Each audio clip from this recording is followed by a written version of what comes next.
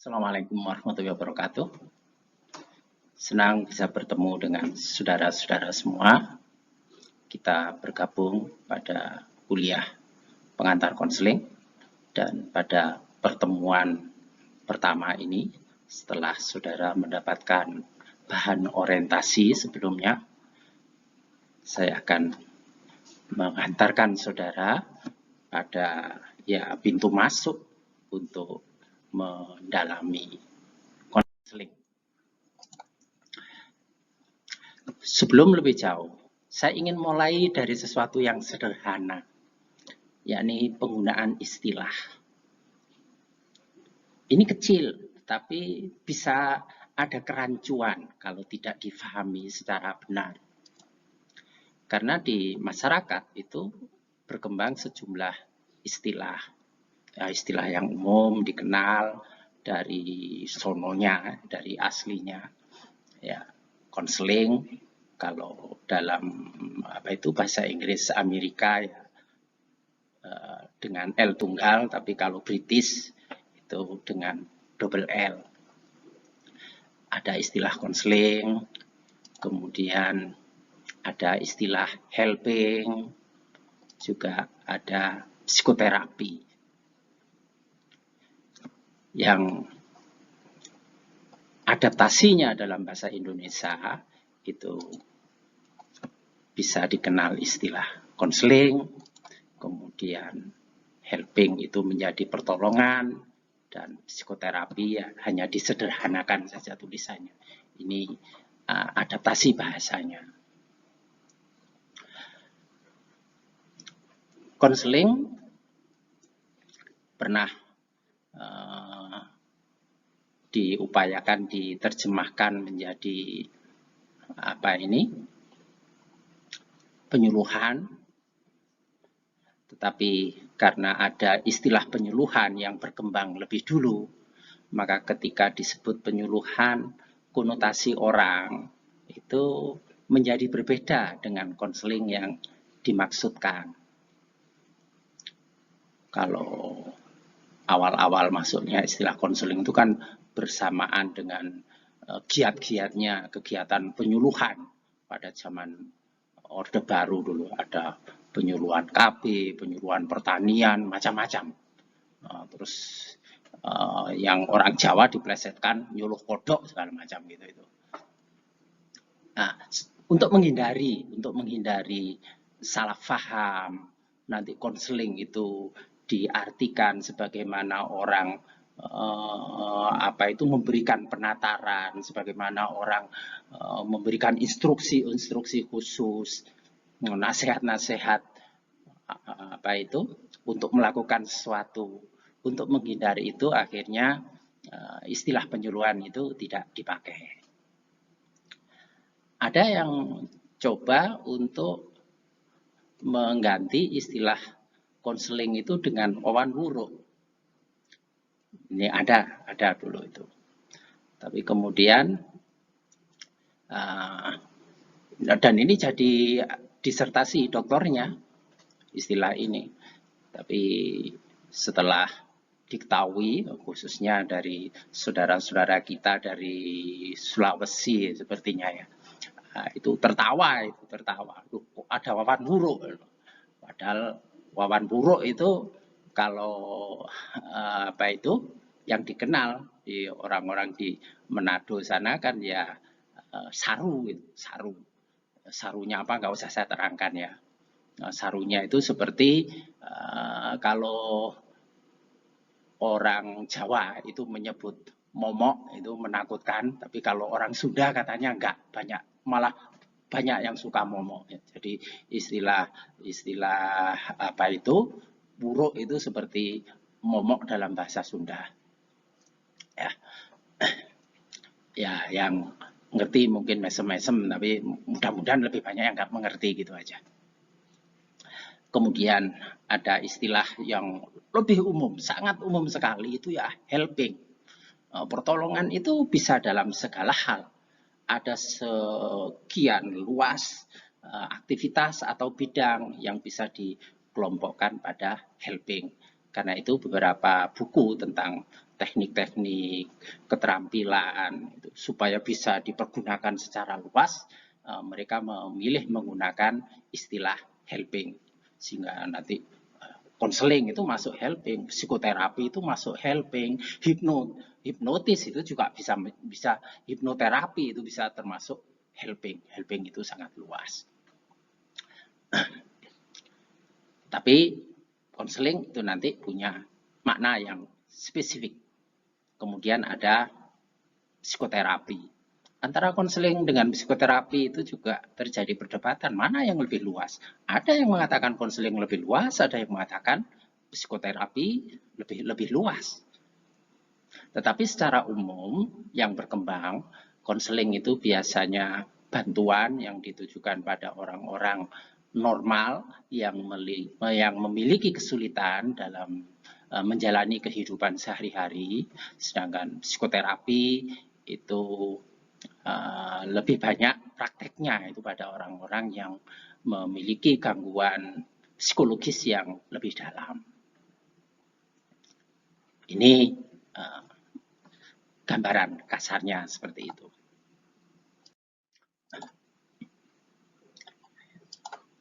Masih melanjutkan kaitannya dengan istilah konseling, maka ditemukan sejumlah istilah yang terkait dengan itu. Ada konselor, counselor, ada helper, ada terapis. Ini orang-orang yang berperan memberikan bantuan yang itu diadaptasikan menjadi konselor, penolong, atau helper dan terapis. Kemudian orang yang ditolong, yang dibantu. Kalau pasangannya konselor itu ya disebut konseli. Kalau helper itu pasangannya yang dibantu disebut helpy. Kemudian terapis itu bisa menggunakan istilah klien dan bisa menggunakan istilah pasien.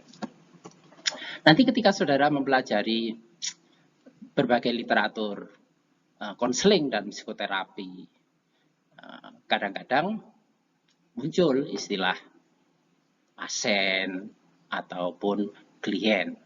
Tapi dalam konteks bidang studi yang ditekuni dalam dunia pendidikan, itu diharapkan saudara lebih konsisten menggunakan istilah konseli dan konselor. Ya, kalau pasien biasanya nanti hubungannya dengan medis. Kalau klien itu bisa dunia bisnis, bisa psikoterapi. Kemudian kalau antara konselor dan konseli itu kan sudah jelas wilayahnya ada di mana. Nanti ada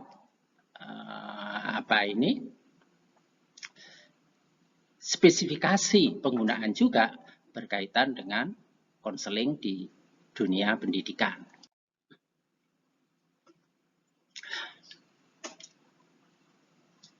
Tapi kalau dirunut dari asalnya, karena istilah konseling ini pertama kali dikenalkan di Amerika, itu berasal dari istilah sehari-hari. Jadi ia setara dengan istilah makan, berbicara, musyawarah, rapat, setara dengan itu. Bukan istilah akademik, bukan jargon ilmiah, bukan term profesional. Jadi berkembang di kalangan orang awam. Mungkin kalau di sini bisa dikatakan semacam tutur-tutur atau nasihat, mungkin semacam itu. Kan itu dikenal di masyarakat umum, bukan istilah akademis yang bersifat khusus. Hanya saja nanti dalam konteks pendidikan kita memilih konseling selalu dikaitkan dengan bimbingan. Konseling selalu dikaitkan dengan bimbingan. Sehingga dalam dunia pendidikan dikenal istilah bimbingan dan konseling. Mengapa? Nanti ada penjelasan lebih lanjut mengenai ini.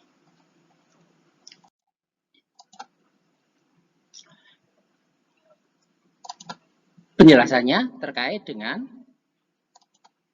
level konselor. Dikenal ada 4 level konselor. Level 1, level 2, level 3, level 4.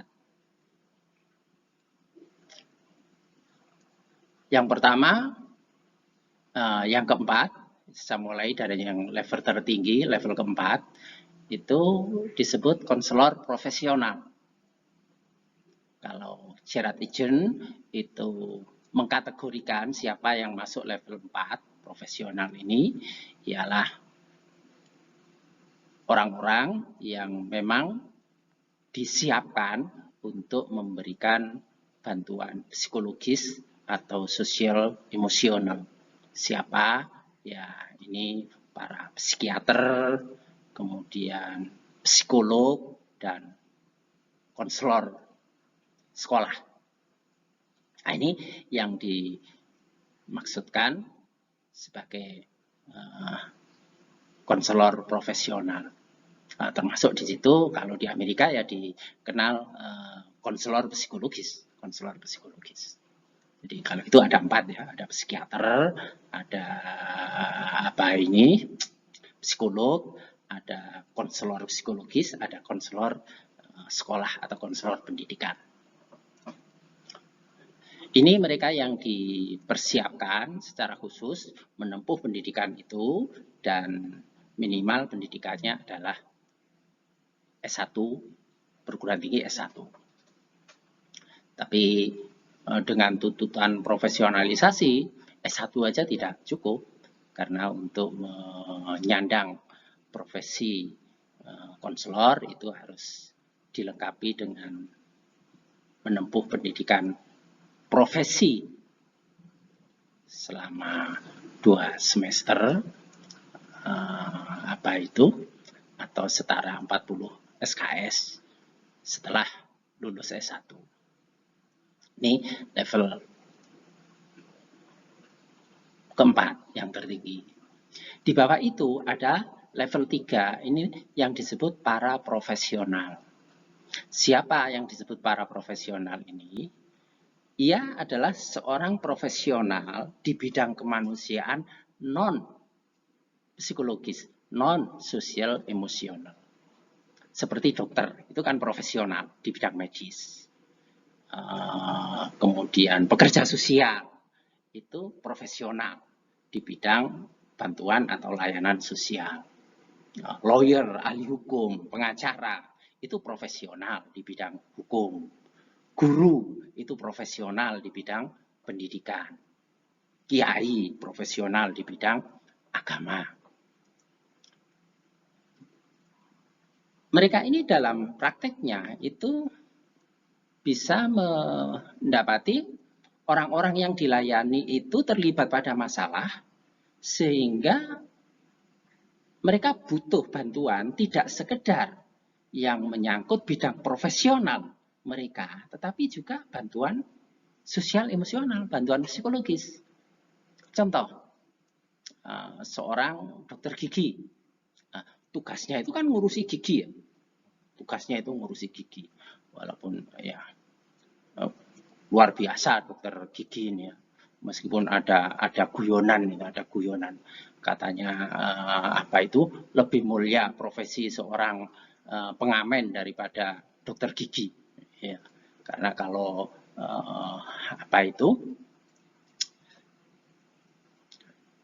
pengamen itu mencari nafkah itu lewat mulutnya sendiri, tapi kalau dokter gigi itu mencari nafkah lewat mulutnya orang lain. Itu guyonan aja. Ya. Dokter gigi waktu merawat pasien mungkin mendapati seorang pasien yang fobi, takut untuk mendapatkan perawatan.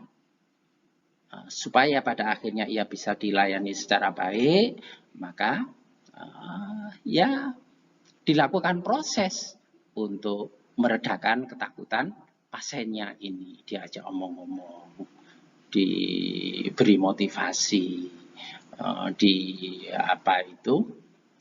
pengaruhi supaya pada akhirnya ia mau menerima pelayanan itu, tidak takut lagi. Nah, ini dokter gigi profesional di bidang medis dan secara khusus terkait dengan gigi, tetapi ia melengkapi pengetahuan keterampilannya dengan bidang konseling, bidang bantuan sosial emosional. Biasanya itu mungkin pendidikan 1 semester atau bahkan 1 tahun. Maka dia ini dikategorikan sebagai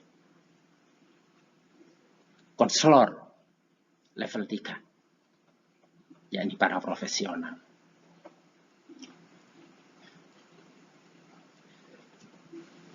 Ahli hukum, pengacara kan juga begitu, melihat ketakutan orang-orang yang dibantu, ya diperlukan cara-cara untuk mengatasi ketakutannya itu dengan pendekatan-pendekatan psikologis. Kalau ia di samping bidang keilmuannya yang pokok di bidang hukum, ia melengkapi dengan bantuan cara-cara menangani kesulitan sosial emosional. Kalau dia melakukan hal itu, maka ia masuk kategori level 3 dalam bidang konseling. Kemudian ada level 2. Level 2 ini 2 kategori. Bisa karena kedekatan. Contoh karena kedekatan itu apa? Hubungan anak dengan orang tua. Ini kan sangat dekat. Kalau anak bermasalah, sekalipun orang tua itu tidak punya keterampilan, nalurinya, dorongannya, tanggung jawabnya, itu dengan sendirinya akan mencurahkan tenaga, pikiran, dan kemampuannya untuk membantu anaknya. Didengar keluhan-keluhan anaknya, dibantu untuk menemukan solusinya. Kalau orang tua bertindak seperti ini, maka orang tua ini bisa dikategorikan sebagai konselor level 2. Mungkin juga sahabat, di antara sahabat yang sangat dekat. Ketika yang satu mengeluh, maka sahabatnya ini mendengarkan dengan sepenuh hati, ikut memikirkan bagaimana supaya bisa menemukan solusi. Maka yang demikian ini termasuk konselor level 2. Termasuk konselor level 2 ialah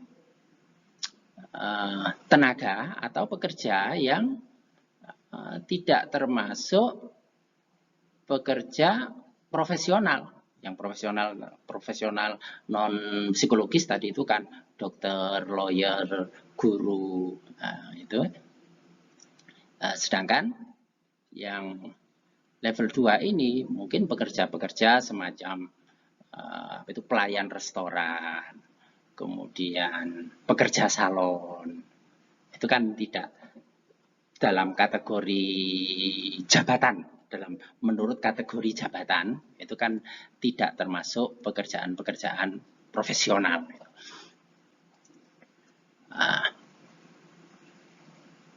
Pekerja salon, ya.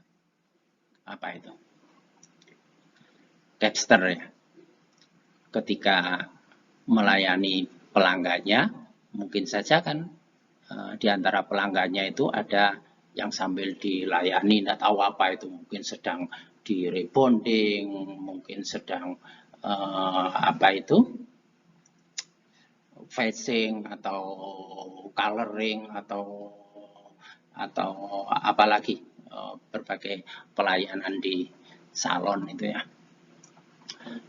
Sambil dirawat itu mungkin saja ada seorang pelanggannya itu yang mengeluh, ada ini orang yang sedang merawatnya ini. Misalnya, aduh tante, misal seorang ibu-ibu itu ngomong, aduh tante, aku ini sekarang susah. Ditanya susahnya kenapa? Ya ini bapaknya anak-anak itu jadi goda terus sekarang. Sekarang ini jadi jarang pulang atau pulangnya sering terlambat. Itu saya jadi mikir terus itu. Nah, nanti kalau diomongi, pulangnya jangan malam-malam, itu malah pulang pagi. Saya kan ya susah. Nah, menerima keluhan ini kan mesti ada respon itu. Ya, didengarkan, dibantu memikirkan. Ketika ia melakukan seperti ini, maka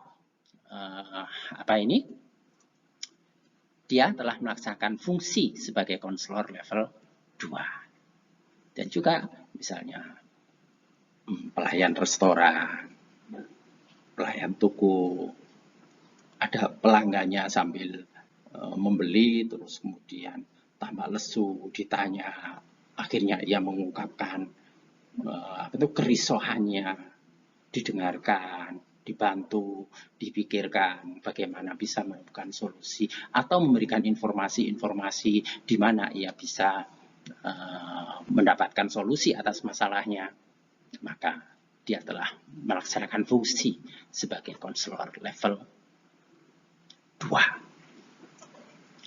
Kemudian level 1 itu lebih umum lagi. Bahkan bisa terjadi ketika orang itu baru bertemu pertama kali, sama-sama masih asing di antara keduanya, tapi yang satu mungkin secara terbuka karena tidak tahan itu, secara terbuka menyampaikan kesulitannya, yang satu mau mendengarkan, maka ia telah melaksanakan fungsi konselor level 1. Seperti saya pernah duduk di pesawat itu, terus di sebelahnya ini ada seorang yang tiba-tiba mengungkapkan bahwa dia itu baru saja ditipu oleh seseorang, karena tipuan itu akhirnya dia kehilangan uang sekitar 4,5 juta waktu itu. Walaupun tidak saling kenal, baru pertama kali, bahkan namanya tidak tahu, tapi rupanya ada sesuatu yang ingin ia keluarkan. Lalu di dekatnya, siapa yang ada di dekatnya, dia ngomong, dia tumpahkan. Waktu itu saya ya menerima, mendengarkan. Hanya saya menerima, mau mendengarkan, tidak usahlah memberi nasihat. Itu sudah masuk pelayanan dan bisa dikategorikan sebagai konselor level 1. Bahkan dikatakan sebagai konselor level 1 itu salah satu contohnya oleh agent itu dikatakan hanya terkait membantu orang menunjukkan arah jalan. Membantu orang menunjukkan arah jalan yang benar, maksudnya bukan jalan terus malah disasarno, itu enggak. Nah, itu termasuk konselor level 1. Jadi inilah aktivitas pertolongan itu, aktivitas konseling itu. Karena itu ya kalau ada orang yang tidak menempuh pendidikan konseling, terus dia mengatakan saya sedang mengkonseling orang, ya nggak perlu marah. Kadang-kadang saya juga menemukan mahasiswa jurusan bimbingan konseling, terus ketemu temannya yang dari jurusan lain, loh kok enak saja dia itu ngomong katanya konseling. Memang konseling itu bisa dilakukan oleh sembarang orang. Ya bisa. Ya. Konseling itu bisa dilakukan oleh sembarang orang. Hanya saja ada perbedaan. Ada konseling yang profesional dan ada yang tidak profesional. Mahasiswa S1 bimbingan konseling itu secara khusus disiapkan untuk menjadi konselor profesional. Dan untuk bimbingan konseling pendidikan di Indonesia secara khusus supaya tidak dirancukan layanan konselingnya sebagaimana konselingnya bidan, konselingnya psikolog, konselingnya bank untuk pemberian pinjaman atau konseling-konseling yang lain. Profesionalitas konseling di pendidikan itu selalu dikaitkan dalam konteks bimbingan dan konseling. Profesionalitas konseling bagi pendidik di Indonesia itu adalah konseling dalam term bimbingan dan konseling. Nah, ini yang harus dipegang. Ini untuk membedakan. Karena konseling itu bisa dilakukan oleh siapa saja. Ya, nanti psikolog gitu, meskipun mungkin hanya beberapa SKS menempuhnya, bisa melakukan konseling. Tapi kalau jurusan bimbingan konseling paling hendak yang terkait dengan konseling, baik teori, praktek, individu, kelompok, keterampilan komunikasi itu sekitar 20 SKS. Nah, ini memang disiapkan untuk profesional. Untuk membedakan konseling yang dilakukan oleh selain jurusan bimbingan konseling di dunia pendidikan, sebutannya selalu dikaitkan dalam konteks bimbingan dan konseling. Ini identitas profesional mahasiswa bimbingan dan konseling.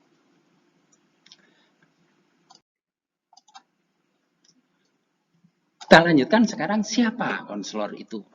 Siapa konselor itu?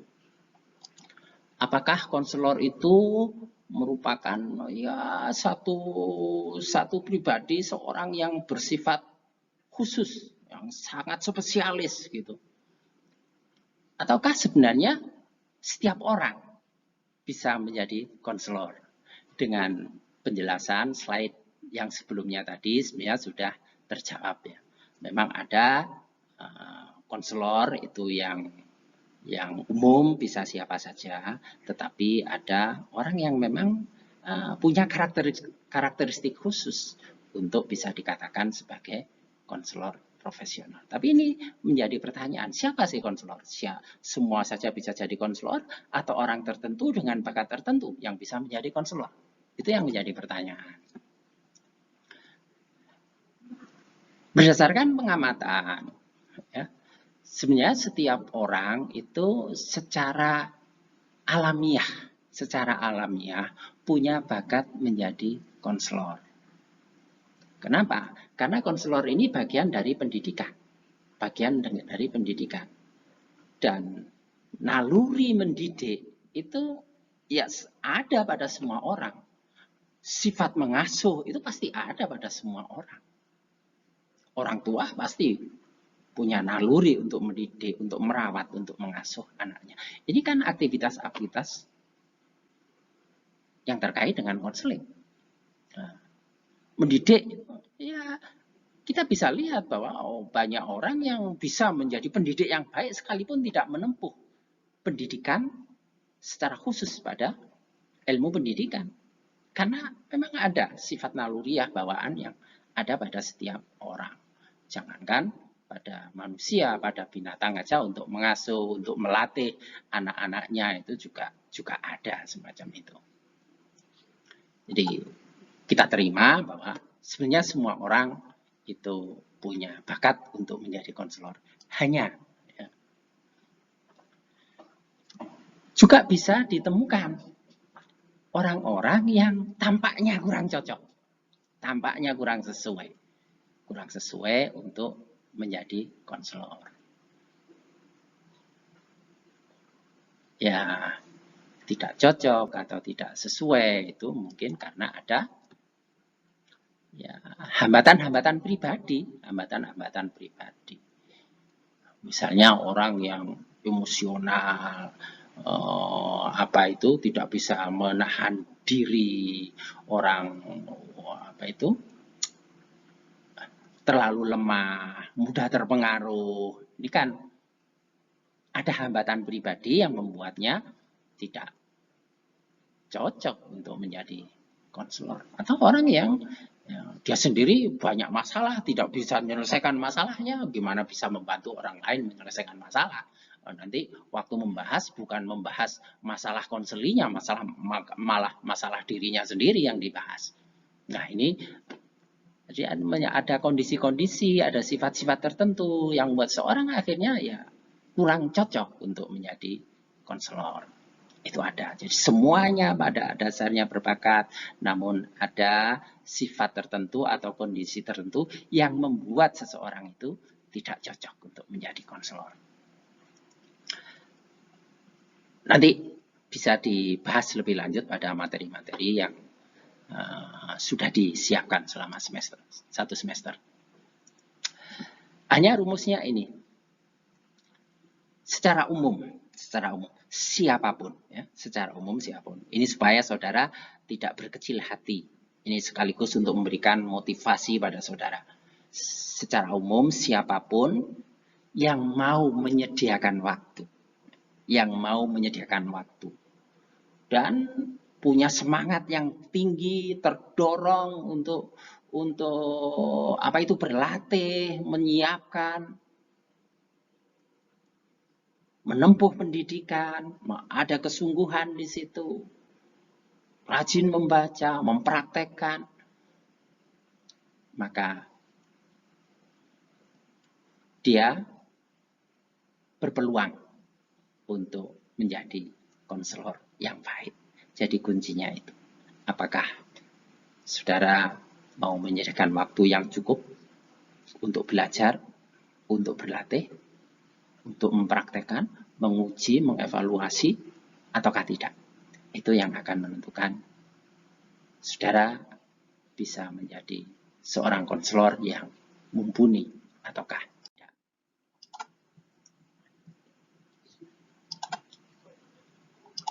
Kemudian, karena konseling itu bisa dilakukan oleh siapa saja, kemudian melihat fakta yang ada, konselor itu bisa dikategorikan dalam 4 level. Jadi konseling itu juga ada 4 macam. Ini kan bisa menjadi masalah tersendiri kalau seseorang itu menerima pelayanan dari orang yang tidak profesional. Bisa jadi memperparah masalahnya.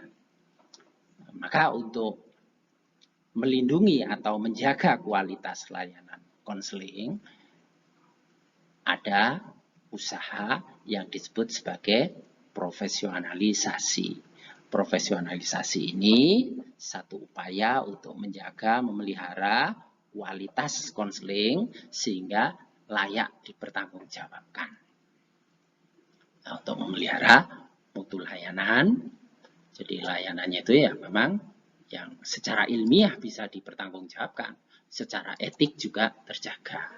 Kemudian profesionalisasi itu diperlukan dalam rangka melindungi konseli atau orang yang dilayani. Tentu konseli itu akan aman kalau mendapatkan pelayanan dari orang-orang yang memiliki tingkat keterampilan, kompetensi yang memadai, sekaligus juga bertanggung jawab atas kesejahteraan psikologis orang yang dilayani.